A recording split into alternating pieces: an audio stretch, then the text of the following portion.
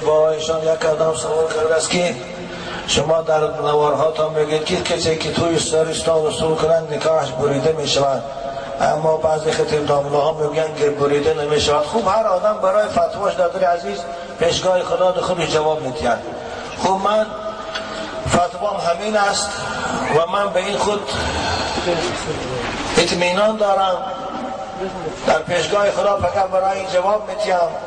من بازم به صراحتا اعلام میکنم که خواهرایی که فتحه های اروپایی میپوشند پیشی براشان با تا بالای سینه هاشان لوچ است و سراشان لوچ، دستاشان سفید لوچ است، اینها با همین اگر پیش از این نکاح کرده باشند با پوشیدن همین لباس از ایمان جدا میشوند، اینها مرتد میشوند. زیرا که حضرت عمر رضی الله تعالی عنه حدیث بخاری است میفرمایند من تشبه بقوم من بنا بعرض المشركين وصنع نيروزهم وتشبه بهم وإن لم يقصد ما قصدوه فهو منهم. کسی که خوش با دشمنای خدا مانند میکند در جشنواره هاشان، در توی هاشان، اگرچه مقصدش تشبیه به اونها نیست لیکن به خاطر هوای معقولش از همون کار میکند، این هم از همون طایفه حساب است.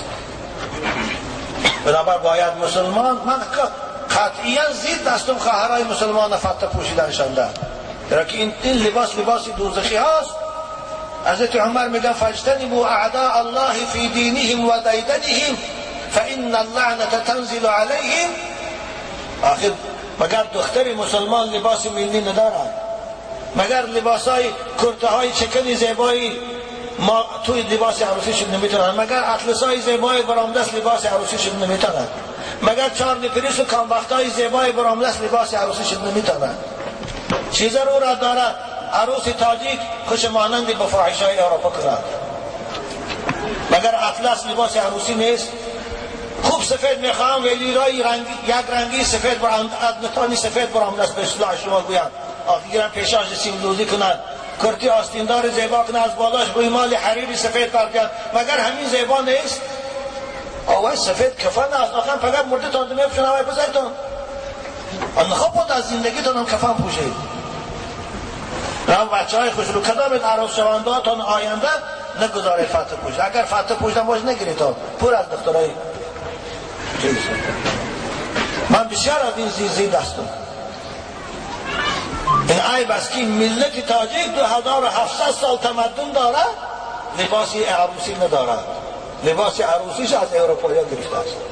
گویا پا ماما کلانهای اونها عروسی نداشتند، لباس نداشتند. بنابراین نکاحش بریده میشود. بعد از وقت اگر خواهند که زندگیشان حلال شود ایسر نکاح کنند و الا زندگیشان حرام است. بنابراین نزد من چند سه طلاق هایی که میرود توی سال اصول کرده باشم من طلاقاشون طلاق حساب نمیکنم. ایسر که مرد کنه من نکاح کنه زندگی کنه.